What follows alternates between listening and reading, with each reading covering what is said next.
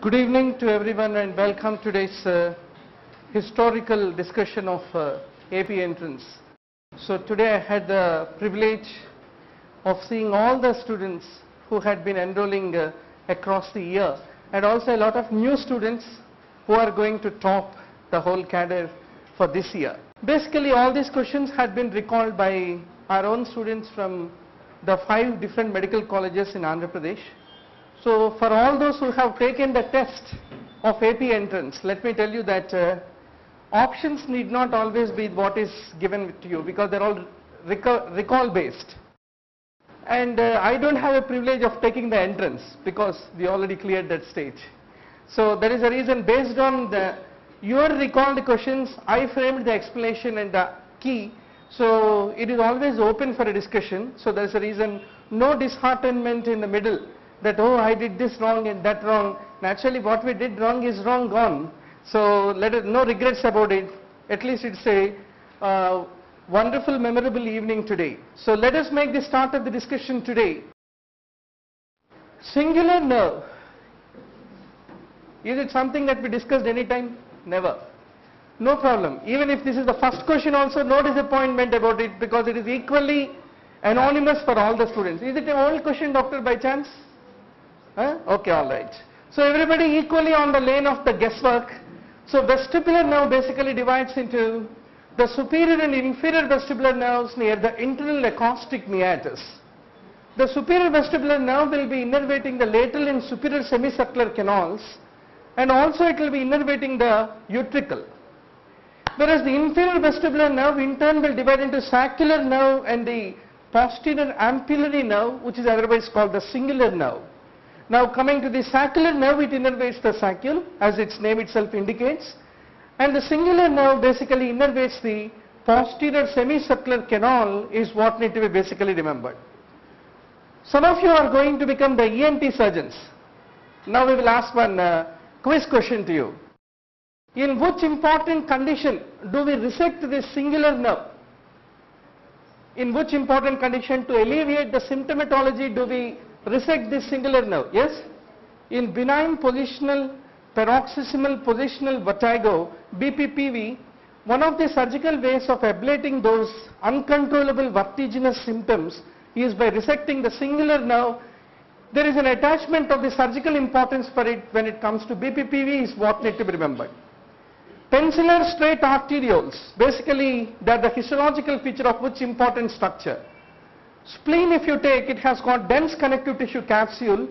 It is also having the trabeculae, which will divide the spleen into the various compartments. And if you cut the spleen, basically you find what are called the small white spots, the white pulp, and also you also find what is called the red pulp. What does this white pulp contain, doctor? For the information of all those house agents who are preparing for this year's entrance, the spleen, thymus, lymph node, their histology is a favorite topic for the examiner.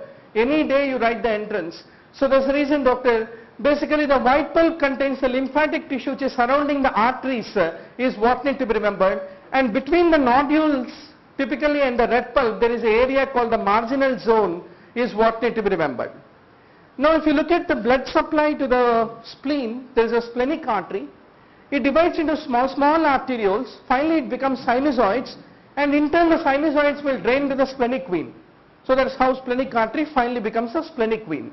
So that's the reason what we need to remember is the red pulp basically contains the splenic cords, and the splenic sinusoids is what need to be remembered. The splenic artery will be entering into the hilum of the spleen, then it will be breaking down into the trabecular arteries, then they will be breaking down into the central arterioles, finally they will be breaking down into the pencillar arterioles, and they will be draining into the venous sinusoids, and they drain into the red pulp veins, and finally they drain into the trabecular veins, and finally trabecular veins will drain into the splenic vein. So in this whole length, where is this pencillar arteries are there, doctor? They are there in the spleen, is what need to be remembered. Now let us talk about the perineal body. Another traditional question which we are not expected to do a mistake. Basically in the middle line of the perineum you have a fibrous point which is called the perineal body, as all of you know very well.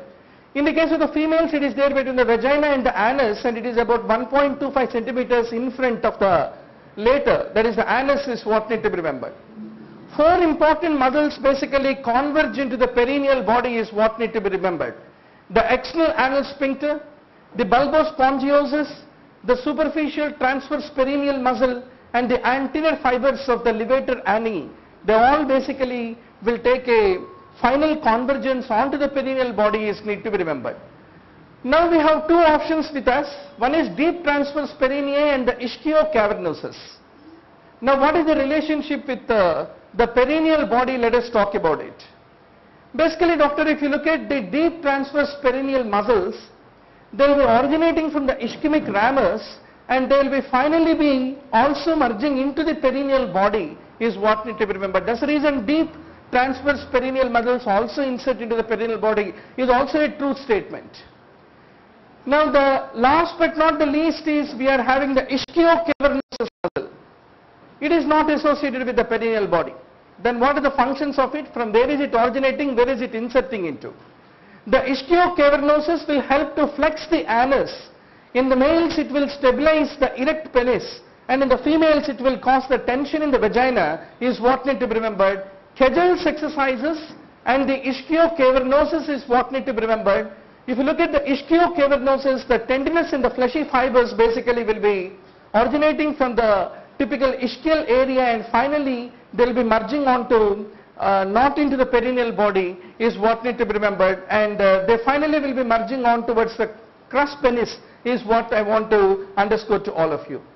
So there's a reason, doctor, the bulbospongiosus and the superficial and the deep perineal muscles, external anal sphincter, they are all the ones which are associated with the perineal body and its insertion is what need to be remembered. Now let's go to the next question, pectoral girdle. This is also a very standard question if you do the All India and AIIMS question bank. So there's a reason, doctor, we need to know that we have two important ligaments here, coracoclavicular and the acromioclavicular. Between the two, basically they are connecting the clavicle with the scapula, one with the coracoid, other with the acromion.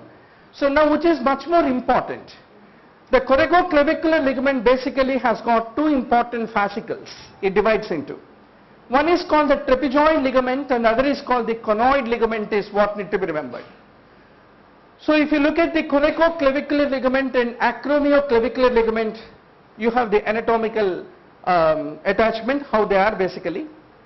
So fundamentally between these two, it is the coracoclavicular ligament which is most important in order to attach the clavicle with the scapula is what need to be basically remembered, and it is the most important part essential for giving the support is need to be remembered. Now let's go to the next question. High altitude, whenever we go to altitude physiology, another standard topic for the entrance, no surprise about it. So basically we hyperventilate when we go up. So there's a reason there is a hyperventilation, respiratory alkalosis will be there, and that is the time where we need to deliver more amount of oxygen to our tissues, not hold it is what need to be done. That's the reason there are also changes which happen in the 2-3 DPG levels is what need to be basically remembered. Bicarbonate is basically secreted even in the stomach. Not only the stomach secretes the acid but also the bicarbonate. It is the mucus cells whose function is to secrete both the mucus and also the bicarbonate is what need to be basically remembered. The parietal cells are also called oxyntic cells and they are the ones which secrete the gastric acid, as all of you know very well. Now what is the function of the plasma? Probably this is our 10th class fill up the blank questions which also come in postgraduate entrance. Carrying the oxygen is the function not of the blood but of the hemoglobin packed inside the RBCs. We have very little amount of dissolved oxygen which is transported by the plasma is what need to be basically remembered. So basically the function of the plasma is carrying the RBCs, WBCs, platelets and the nutrients, as all of you know very well. What is the meaning of P50? A little confusion in the language of English. Otherwise it is too simple a question because n number of times we discussed this topic. Oxygen dissociation curve, shift towards right, shift towards left. What is the meaning of all this? Basically, doctor, what are we doing in the oxygen dissociation curve? On the x-axis we are having the partial pressure of the oxygen plotted, and on the y-axis how much of the hemoglobin is saturated with the oxygen at a given partial pressure of the oxygen is being depicted on the y-axis. So typically, doctor, at around 26.8 millimeters of mercury of the PO2, 50% of the oxygen, 50% of hemoglobin is saturated with the oxygen, which is basically called the P50 value, is what need to be basically remembered. So if there is an increase in the P50, that means higher amount of PO2 is required in order to saturate 50% of hemoglobin. That means a rightward shift means a larger partial pressure is required. That means there is a decreased affinity of the hemoglobin for holding the oxygen with it. Whereas if there is any shift towards the left, there is at lower P50 itself it can bind. That means it has a more affinity for the oxygen, for the hemoglobin, is what need to be fundamentally remembered. Now, which amino acid detoxifies ammonia? N number of times we discussed this question. I think you're all very sure with the answer that ammonium can be added directly to the alpha ketoglutarate in order to produce the glutamate by the action of the glutamate dehydrogenase, is what need to be basically remembered. There is one more enzyme called the glutamine synthase, where typically the glutamate plus ammonia gives rise to glutamine, is the reaction which is mediated by the glutamine synthetase. Whatever, glutamate is important for us to detoxify the ammonia from not causing the encephalopathy once there is a liver failure, is what need to be basically remembered. There was some question on the tetrahydrobiopterin. Some of the questions have the head but no trunk kind of things because of the problem of recall, but now a very good gathering is there. At the end of the session, I think we can add whatever that is missing. Which is the sulfur containing vitamin? Thiamine is thio, so there's a reason. Vitamin B1, all of you know very well. So collagen is another compound which has sulfur. Hemoglobin also has a sulfur. Insulin is a hormone which has a sulfur. And the biotin and thiamine are the two important vitamins which also have got the sulfur, is what need to be remembered. Methionine, cysteine and taurine, they are the amino acids which are having the sulfur. So I think you are all perfectly sulfurated. Now let's go to the next question, doctor. Vitamin C deficiency. I think proline hydroxylase would have been an option. If any other options are there, you can recall and let me know about it. Now this question I am not very sure about the terminology. There are two things mentioned in the microbiology textbook. There is one multiple drug resistance, transferable drug resistance. Similarly, a drug resistance which is permanent and a transient. So what is the correct syntax, doctor? Is it transition or transient or transferable? Transitional type of drug resistance. I am not very sure about what was the literature support for this question. We will take up at the end as a discussion.